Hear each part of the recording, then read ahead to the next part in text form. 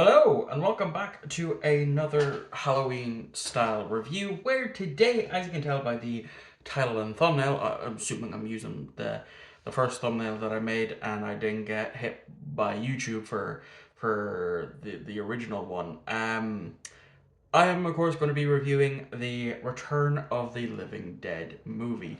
This is a rewatch for me, and it's one that, for the longest time, I couldn't remember the name of it, because I was shown this film by my cousin. Um, and initially, I did not like this film when I first watched it, way back a couple of years ago. The only praises that I would sing for the film was the fact that the practical effects that they used for the zombies in this, and a lot of the, mainly just the zombie stuff, um, was amazing. For standards of 1985, that I would argue, still hold up today. Now, the version I watched was, of course, one of the DVD releases. That I picked up last month. If you've seen my monthly pickups video for September, you would have seen that I picked it up.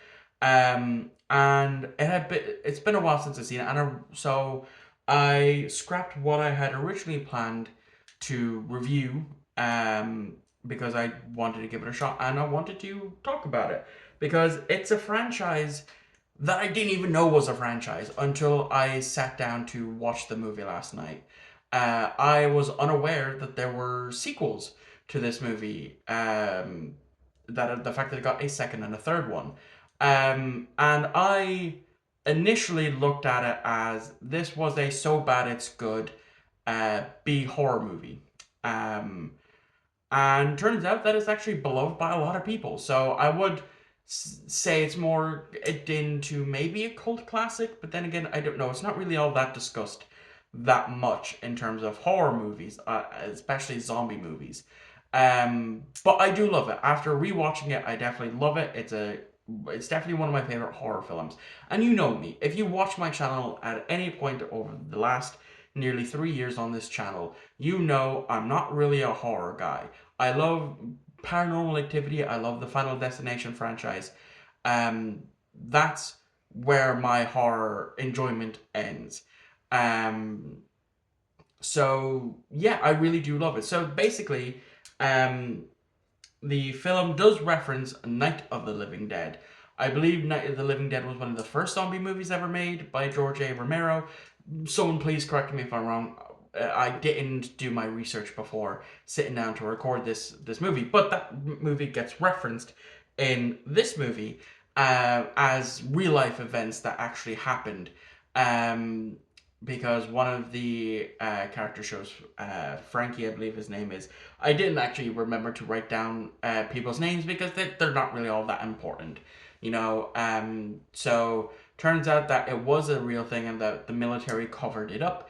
But two of the canisters that contained some of the zombies wound up in this distribution center where they have, skeletons to be sent out to like classes and med school classes and stuff, like skeletons, a body that gets reanimated, as well as, for veterinary schools we have half of a dog. And so the guy, and it's a funny scene because the guy's like, Frankie's like, "Are you sure this thing is stable?" And the other guy's response is, "Of course it's stable. It was made by the U.S. military." Whack, and they set the whole film into motion because, of course, even if it is made by the U.S. military, it's not all that. It's not good. It's not going to hold up, and that slight love tap is what was the catalyst for the film. Those two get knocked out. They awake sometime later. It's not stated how long. But in that time frame, Frank's girlfriend and a bunch of their goth friends, whilst waiting for him, decide to go hang out in a cemetery, listen to music. One of the friends, Tish, something like that, gets bollock naked and starts dancing and talking about death and how one of her fears is being eaten alive by old white men.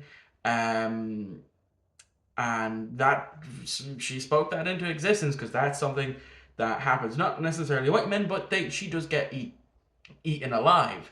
But then she becomes this zombie queen hybrid type of thing. I think I could be just reading into it way too much. So yeah, as I said, half the dog that is half cut in half, that gets reanimated. One of the dummy corpses that they keep in the freezer that gets reanimated because of the gas that leaks out from the canister reanimates these things. And that also happened, like the zombie that's in it escaped. And again, the practical effect on that zombie is mwah, chef's kiss. I fucking love it. It's really, really well done. So eventually, they call in their boss, Bob, I believe his name was. Again, I really need to start writing these things down because I'm terrible with names. As I'm demonstrating with this movie. So yeah, then they release the guy from the freezer. They're like, oh yeah, in the movie, in the Night of the Living Dead, if you destroy the brain, you kill the zombie. And so they hold the thing down, and the owner of the warehouse picks up an axe, goes whack. The movie's lied, because that doesn't do jack shit. You can destroy the brain, decapitate it, and it's still alive. It's still going to keep going around and shit. And so eventually they chop it up and bring it to the crematorium to that's close by. Funny enough, they cremate it, but the fumes from the crematorium mixes in with the sky, and that causes some acid rain type stuff, and that reanimates all because they're so close to the graveyard, it reanimates everything there, and that's also what kickstarts everything. So they all start going out eating people. A lot of the friends and stuff get killed off one by one. Two of them go into the warehouse, and that's where they're basically at for the majority of the film. Well, all of them go in, find the zombie, and most of them, except for two, escape. And more shit happens, and it turns out that the reason why these zombies in this movie eat brains is because they can feel themselves rotting away, and it's the only thing to stop the pain, which is very interesting. It's a concept that I think it's a concept that I like, very much so. Um, yeah, I enjoy it. Again, the practical effect work on that barely torso zombie was amazing. Um, yeah. So then eventually, they have no choice. They call in paramedics. They get eaten. They call in the police set up a barricade.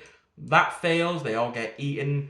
Um, and then they have no choice but to call in the military. Once they figure out that they have the two missing canisters, they decide to blow it up. Send some bombs that way, and it did not work. As the film ends, it turns out that again it sets off rain, rains over graves, and that reanimates every all the corpses, and they start to crawl out, and then that is the end of the movie. So like I said, I really do love and enjoy this film.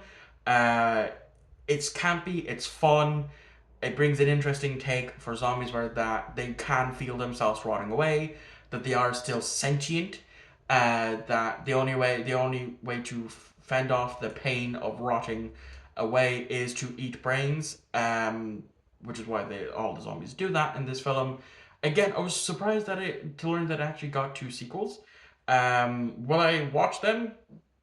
Probably. I'll probably give them a shot. Will I review them? Well, we'll just have to wait and see on that one.